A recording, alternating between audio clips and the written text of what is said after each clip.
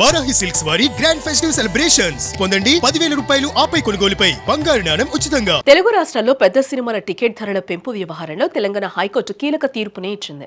నిబంధనలకు విరుద్ధంగా అర్ధరాత్రి వేళ హోంశాఖ జారీ చేసిన మెమోలను న్యాయస్థానం తీవ్రంగా తప్పుపట్టింది. ప్రభాస్ నటిస్తున్న భారీ బడ్జెట్ చిత్రం రాజాసాబు టికెట్ ధరల పెంపును కొట్టివేస్తూ కోర్టు ఇచ్చిన ఆదేశాలు ఇప్పుడు టాలీవుడ్ లో హాట్ టాపిక్ గా మారాయని కూడా చెప్పుకోవచ్చు.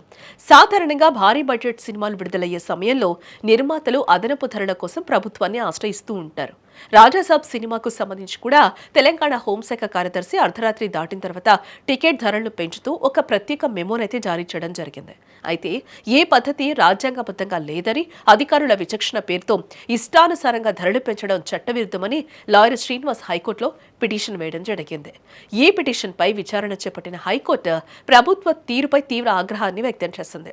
న్యాయస్థానం ప్రధానంగా 3 అంశాలను ఇక్కడ ప్రస్తావించింది. ఒక సినిమా కోసం అర్ధరాత్రి వేళ అత్యుత్సాహంతో మెమోలు జారీ చేయాల్సిన అవసరం ఏముంది అని కూడా కోర్టు ప్రశ్నించింది. ఇక్కడ ప్రభుత్వం గతంలోనే జీవో 120 ద్వారా సినిమా టికెట్ గరిష్టంగా 350 రూపాయలుగా నిర్ణయించిందని, దానికి లోబడే ధరలు ఉండాలని కూడా గుర్తు చేసింది. ఏదైనా ధరల పెంపు ఉండాలంటే అది పారదర్శకమైన జీవో రూపంలో ఉండాలి తప్ప అధికారుల వ్యక్తిగత మెమోల ద్వారా సాధ్యపడదని కూడా ఇక్కడ కోర్టు స్పష్టం చేస్తూ ఉంది.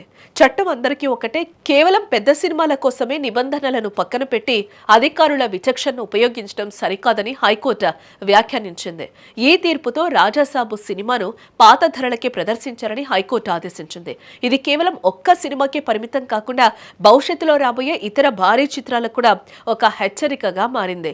మరోవైపు 100 కోట్ల బడ్జెట్తో సినిమాలు తీస్తున్న నిర్మాతలకు ఇది కొంత ఇబ్బందికరమైన విషయంగానే మనం భావించాలి.